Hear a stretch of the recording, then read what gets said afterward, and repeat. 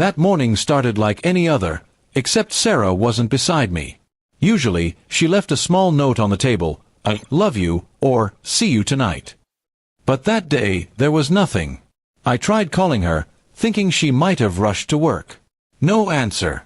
Hours passed, and each time I dialed, my worry grew heavier. By noon, I called her office. One of her coworkers said Sarah had left early for an urgent personal errand. That phrase sat wrong with me. She hadn't mentioned anything about errands, and her phone being off only deepened my anxiety. I told myself maybe she needed space or forgot to charge her phone. Small lies to calm my heart. Evening came, and still no response.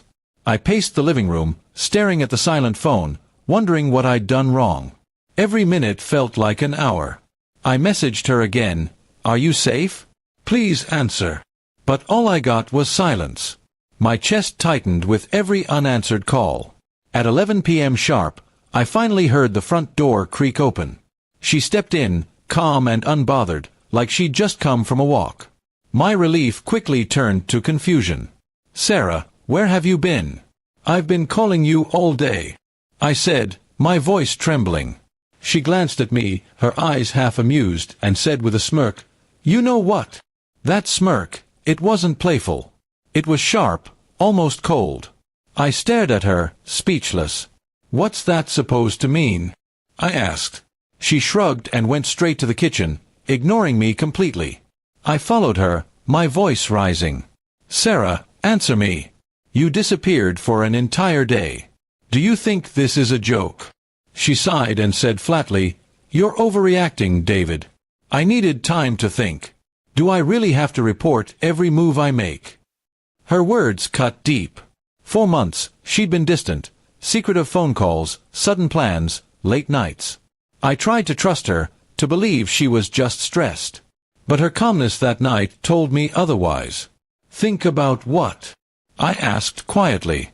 She avoided my eyes. "About us," she said finally. "About whether this marriage is even worth it anymore." The air went cold. I felt my heart stop. "So that's what this is?" I asked. "You vanish all day just to come home and talk about giving up?" She didn't answer. She just stared at the floor, tapping her fingers on the counter. "Maybe we rushed into things," she muttered. That night, I couldn't sleep. I watched her lie on her side of the bed, scrolling through her phone.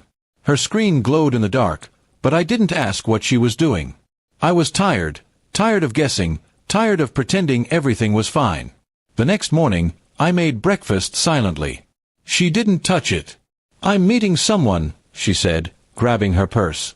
"Don't wait for me." Her tone was final, distant. I didn't ask who she was meeting. I already knew the answer I didn't want to hear. Out of quiet desperation, I followed her car later that morning. She stopped at a park and met a man near the fountain. I watched from a distance as she laughed, really laughed, in a way I hadn't seen in months. He reached for her hand, and she didn't pull away. In that moment, my heart broke completely. That evening, when she came home, I waited for her at the dining table. My hands were steady now, not trembling. "Sarah," I said, "I saw you at the park." Her face froze, eyes widening. "It's not what it looked like," she said quickly. "Please, just listen." I shook my head. "I've done enough listening, Sarah. Enough waiting, enough forgiving. You disappeared without a word, you lied to me, and now I've seen the truth myself." She started crying, saying it was just emotional confusion, that she never meant to hurt me. But the damage was done. I stood up, walked to the drawer, and took out the envelope I'd already prepared that afternoon. "Sarah," I said softly, placing it on the table, "this is our divorce notice. I'm not doing this out of anger. I'm doing it because I deserve peace." She looked at the papers, her face pale. "David, please, don't do this." "We can fix it," she said, her voice breaking. But I had no more energy left for fixing something that she'd already walked away from in her heart. "You made your choice when you smirked at me that night," I replied. As I walked out of the house, the same house where we once dreamed together, I felt strangely calm. The silence didn't hurt anymore, it healed. Some endings aren't punishments, they're just the truth finally spoken aloud. And for me, that truth was simple. Love can survive many things, but not betrayal and indifference. That night, I slept alone for the first time in years, but for the first time in months, I actually slept peacefully.